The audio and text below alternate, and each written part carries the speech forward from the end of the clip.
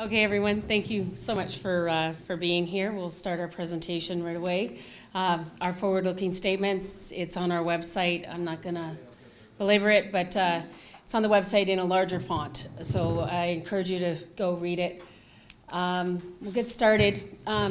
So this is, we're going to start the presentation with a little bit of a macro on the lithium space and give you an idea of where the demand is coming from. This slide was put together by a group called Benchmark Minerals. Benchmark is a market intelligence research group.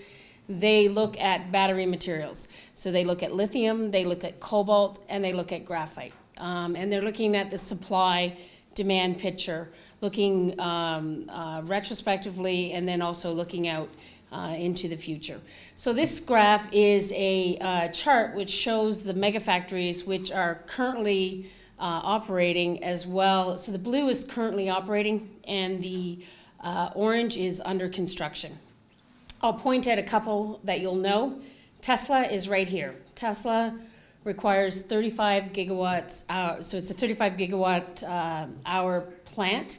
At full capacity, Tesla's one facility would require about 28,000 tons of lithium carbonate equivalent. 28,000 tons is 100% of Nemaska's yearly production when we will be in production. So to give you an idea, the impact of one gigafactory on the lithium space. If you look over here, this is CATL. This is in China, 100 gigawatts. That's 3 times the size of Tesla. Again, that would require 3 Nemaskas. So there's lots of demand coming online. Simon has put it in a chart. So Simon is the head of Benchmark. So this is, again, another chart from Benchmark. Talks about the impact that demand has. So here's 2016's lithium carbonate equivalent demand. Here's what's going to happen in 2021. And then that is, we're just looking at battery grade. We're not looking at lithium carbonate or hydroxide that would be used in other applications, the traditional industrial applications for lithium that have existed for the last 20, 30 years. Those things would be ceramics, industrial greases, etc. So significant impact on the demand with the new mega factories that are coming online. So he really sees it, and this is largely driven by the adoption of electric vehicles. If you go to 2026, he sees a second phase of adoption, and he sees 550,000 tons being required by 2026. Again, I remind you, our total capacity, yearly capacity is 28,000 tons. So you can see the demand, the effect that demand has. Basically, the rule of thumb is for every 1% vehicle penetration, you need about 70,000 tons of lithium carbonate equivalent to meet that demand.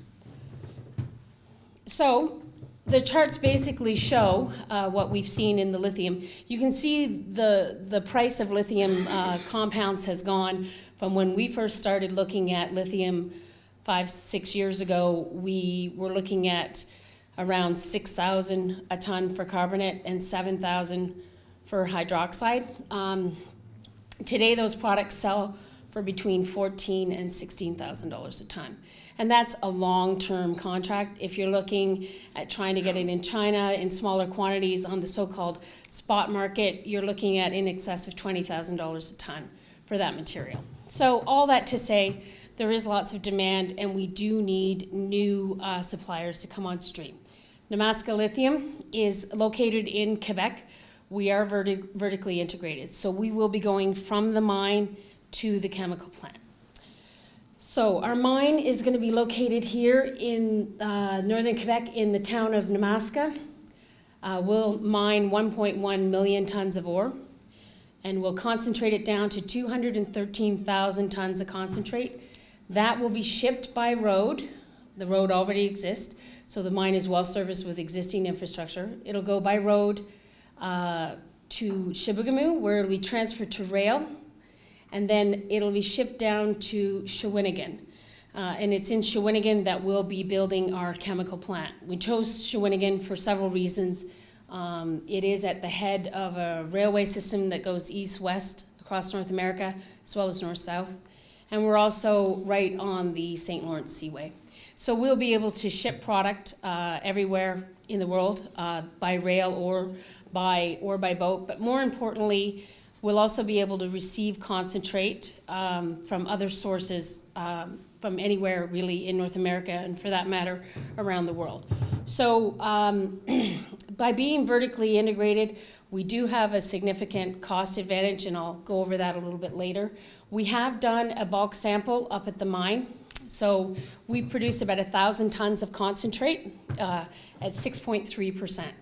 So concentrate's very important. Obviously, batteries are very impacted by the impurities that are in the final chemicals. So be it hydroxide or carbonate, the battery, the cathode manufacturer, and the battery manufacturers are very interested in what your levels of impurities are because it impacts the performance of the battery. So you do have to qualify as a new supplier of lithium chemicals. So we've built a phase 1 plant in Shawinigan. I'll show you some pictures of that in a second. And to feed that phase 1 plant, we processed, or we did a bulk sample, and we produced about 1,000 tons of concentrate. We've started processing our concentrate at the phase 1 plant, and our first samples will go to customers starting the end of this month. So our first customer is Johnson Matthey. In terms of our commercial production, we have forward sold about 50% of our commercial production to Johnson Matthey and FMC. So I'm going to show you a video next with Guy. He's going to talk about some of the milestones that we've achieved in 2017 and what's sort of coming up into 2018.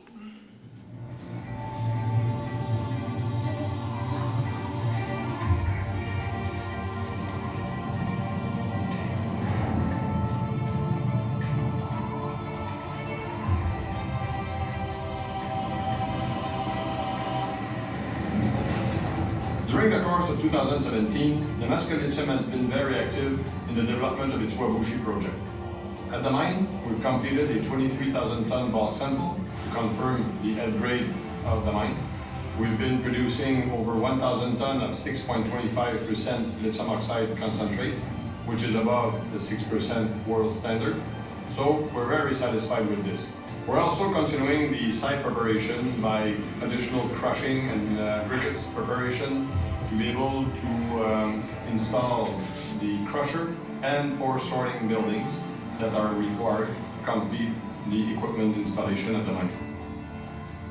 We have completed also the construction of the shell of the concentrator.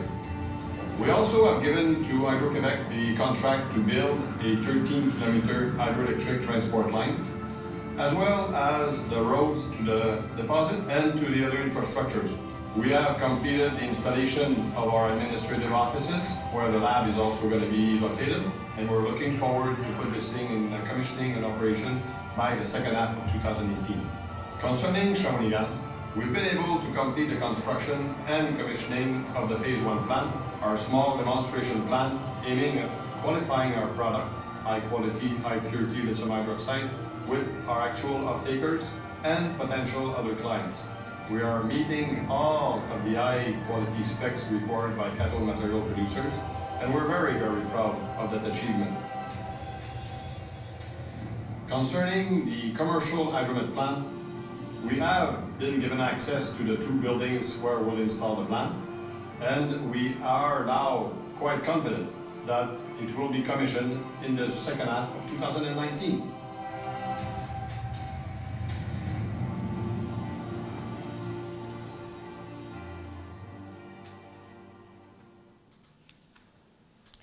So this is Shawinigan. So this is the facility we bought in Shawinigan. This is where we'll be putting the commercial plant in the green, and in the blue here is where the phase 1 plant has been installed.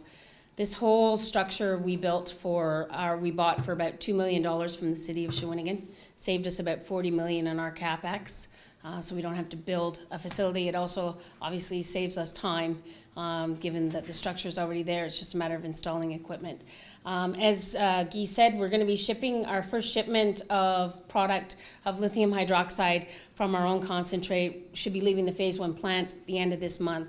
That is a major milestone for the company. It will be battery grade, and it will be received and accepted by our customer, Johnson Matthey. So again, once they've validated the type of quality that we can produce, that really is the final technical hurdle that the project financing lenders and equity partners are looking for. So that milestone should unlock our project financing, which would come hopefully by the end of this year. We'd be able to announce the equity as well as the debt. Looking to do between 60 and 70% in debt, 30 to 40% in equity. We have pursued two different paths. We've worked with the traditional natural resource banks on the debt, as well as U.S. private lenders. Both paths are sort of independent of each other. We hope to have term sheets from both by the end of the month. On the equity side, we have several offers from potential strategic partners that are interested in participating in the equity, with a view as well to offtake that might come with that. So the next slide is going to take you through our technology, give you a quick idea of how we process lithium hydroxide. It has given us a cost advantage over our competition. The basis of the Nemaska lithium technology is to use electrochemistry as a replacement of conventional chemistry. The use of electrochemistry allows us to use hydroelectric power to produce directly lithium hydroxide monohydrate. And lithium hydroxide monohydrate is a chemical compound that has higher commercial value for the manufacture of lithium batteries. Nemaska lithium innovative process can be described in 5 main steps. We will receive mineral concentrate from Wabushi mine, and the first step will be to extract the lithium from the mineral with sulfuric acid as a salt, and then we dissolve this salt in water. The second step is to purify the solution in a similar manner as it was made for decades in the chlor-alkali industry. Electrochemistry make it possible to replace the conventional chemical reagent used by the conventional chemical process and replace it by hydroelectric power. By doing so, we eliminate byproducts and we drastically reduce the amount of reagent needed for the production of the lithium compound. At the heart of the process is the electromembrane process. On one side, we use hydroelectricity to make lithium hydroxide and hydrogen as a byproduct, and on the other side, we produce sulfuric acid and oxygen. Lithium hydroxide is then sent to a last step. We do 2 crystallization to purify the lithium hydroxide, and we end with a salt that will be used by battery makers. The use of electrochemistry and hydroelectric power also allow us to drastically reduce the amount of greenhouse gases emission directly related to the production of the lithium compound. Sulfuric acid is recycled in the process to replace 75 to 80% of the acid required to extract the lithium, and hydrogen is reused as a source of energy in the process. All those recycles help to reduce the cost of production and improve the impact of the environment of the process. That is why Nemaska Lithium obtained close to 16 million of non-refundable subsidies for the development and demonstration of this very innovative process. So we have significant cost savings over our competition. One is the concentrate. So our cost of concentrate, we're not taking a margin, we're not selling the concentrate. The Chinese transformers right now, where most of the world's, well, all of the world's hard rock lithium is transformed, they are paying a margin on the concentrate that they're purchasing, and it takes about 7.5 tons of concentrate to make 1 ton of finished battery grade product. So if you're paying, the Chinese in some cases are paying up to $1,000 a ton for a 6% concentrate. We're producing ours delivered to our facility in Shawinigan at $185. So you can see when you have a 7.5 times multiplier there that you have a significant savings on the concentrate. One of the big benefits of being vertically integrated, owning your own source of lithium. The second is our processing costs. You just saw the video on our processing. We have about $1,000 advantage over the Chinese on our processing because we have created this innovative process which uses a lot of electricity, which in Quebec is 3 cents a kilowatt hour. So we have a very long-term view of what our cost structure is going to be, and it is very competitive to the other hard rock producers.